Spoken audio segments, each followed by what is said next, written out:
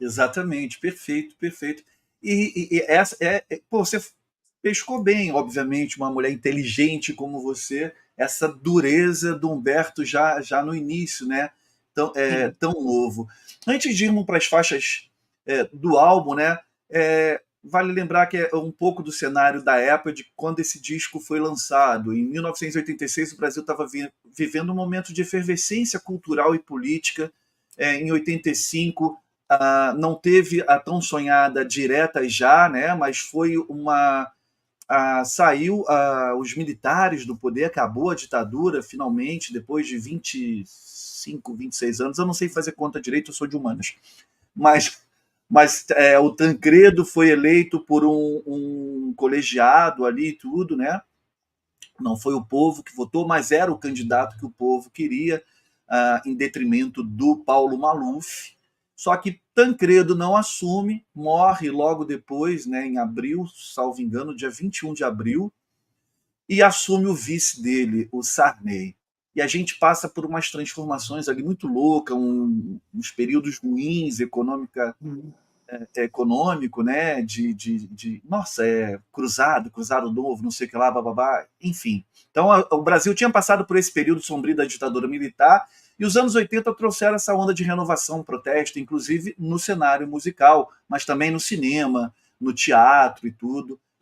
Eu acho isso muito bacana, essa efervescência. Por isso que eu sou meio assim, cuidado quando vocês falam que a década de 80 é a década perdida. Talvez na questão econômica, ok, mas na questão artística eu não concordo, sabe, Ju?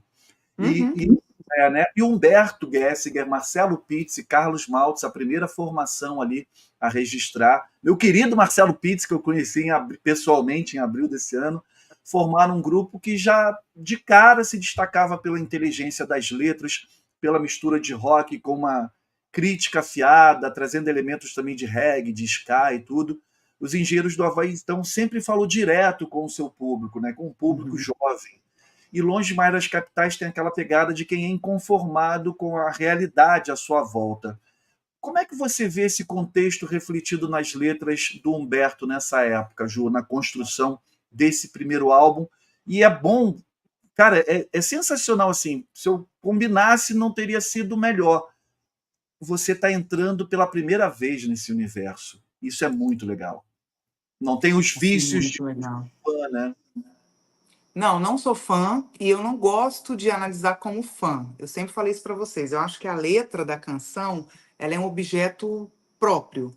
Só que a gente, como estudioso e analista, a gente tem que pensar, olha aí que fofos. A gente tem que pensar numa coisa muito maior, sabe?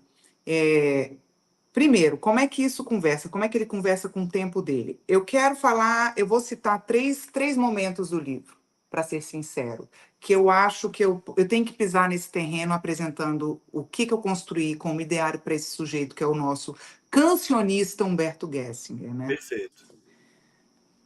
Ele fala do tempo do colégio. Olha só, vocês vão entender em três frases o perfil desse cara. Não tenho nada muito interessante para contar dos tempos de colégio. Quem não me conhecia me achava antipático. Ninguém me conhecia. Nenhum dos meus colegas frequentava as mesmas ruas, quadras e esquinas que eu. A cidade devia ser bem pequena vista de um avião e por dentro era enorme. Humberto estudava numa escola para ricos, porque seu pai dava aula lá, a mãe também professora, uma casa super erudita, mas ele não morava no bairro da escola. Uhum. Primeiro adendo. Segundo,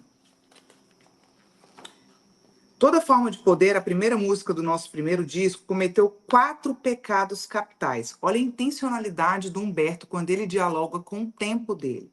Colocou Fidel e Pinochet na mesma frase. Tinha participação de um ícone da MPG, e a gente vai falar sobre isso, estourou no Brasil inteiro e entrou numa novela. Era para ser. Esses caras eram para ser, sabe? Não era fácil conseguir instrumentos importados na época. Consegui que um colega do primo do pai, do irmão do vizinho, de um cara que tinha uma Kombi, trouxesse do Zé uma Fender Telecaster. Encomendei um modelo clássico anos 60. Para minha decepção, veio uma guitarra moderninha, prateada de metaleiro, mas era minha e eu a adorava. Gravei esse disco com ela. Esses dados são importantíssimos. porque o Humberto, neste momento aqui, junto com Carlos Maltz na bateria e Pitts no baixo, com participações do Ney Lisboa, ainda não era Humberto Gessinger. Não. Ele era um sujeito em formação que não sabia lidar com nada do que estava acontecendo. Ele não sabia lidar com a gravadora, ele não sabia lidar com os artistas e era completamente despreparado para tudo que estava acontecendo.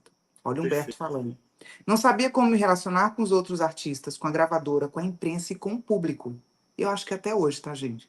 Só depois me dei conta de que rolava um subtexto das relações São Paulo, Rio e província. Ele sendo o cara da província. Misteriosamente sobrevivi sem aprender a fazer a coisa certa. Aquele destemor de quem não sabe onde está se metendo deve ter ajudado. E isso reflete nas letras dele. Então você tem esse sujeito inteligentíssimo, moldado numa capa de disco colorida artificialmente, fica parecendo um quadro do Hopper, uma coisa assim muito descolada. Depois ficou preto e branco, que ficou uma coisa melhor. Você tem até esse disco, né, Sal? O CD tem uma, óbvio que eu esqueci de pegar, né? Ele está aqui debaixo. Eu vou. Daqui a, Porque eu vi se eu, você ostentando esse LP, cara. não, tenho. Eu vou pegar aqui para a galera, eu vou sair um pouquinho enquanto você está falando aí mais um pouco, você segura, aí eu pego aqui Beleza. rapidinho, tá aqui Então vamos no meu. contextualizar algumas coisas desse disco também que conversam com esse sujeito que é Humberto Gessinger, tá? Esse disco, cara, foi gravado nos estúdios da RCA em 4 semanas, de maio a junho de 1986. Não era perfil do Humberto, sexo, drogas e rock and roll. Então, assim, ele entra com esse perfil sério. Essas letras já existiam. Então, o que a gente vai ver sendo construído a partir da análise do segundo álbum já é algo que a gente já sabe que é mais engenheiros do que esse disco. Esse disco é uma entrega de mercado, devido ao sucesso que eles fizeram. E aí vende 130 mil cópias porque entra também na novela. Olha aí, olha aí. Eu acho isso de uma coisa assim, conversa Os, muito com, os Pampas, né? Longe né? demais das capitais, engenheiros do Havaí, a guitarra que você falou, que ele gravou o álbum aqui. Olha aí. Carlos Maltz, Marcelo Pitts. Pitts. E essa formação não se repete. Então, a gente está falando de um evento único. Quem é fã do engenheiro sabe que a gente está falando de um recorte único no tempo e espaço que não vai se reproduzir mais. Como você falou do preto e branco, quando eles fizeram a transposição para CD, né, para compact disc, a foto vem em preto e branco daí. E olha que coisa legal que o Wilson falou aqui no chat. Humberto escutava Cledir, Ney Lisboa, Júlio Rene e Bebeto Alves. Tinha uma herança da Júlio MPG. Renier. Júlio Renier. E O outra Wilson, coisa, o você viu Wilson é de Porto Alegre. naquela conversa com o Clay vai apresentar para ele um artista contemporâneo, e ele na lata já fala assim, pô, você podia pegar isso aí que você fez e colocar uma guitarra caipira, uma viola caipira, né? Trocar isso americanizado. Esse é Humberto Gessinger, gente. É, Ele conversa com a MPG porque ele vem dessa herança musical e ele tem vontade de enaltecer a província como uma provocação. exatamente. A cultura gaúcha. Muitas vezes como provocação. Claro que faz parte da referência dele, na formação musical dele e tudo. Eu acredito que ele goste genuinamente disso, mas ele exaltar, eu vejo sempre como uma provocação.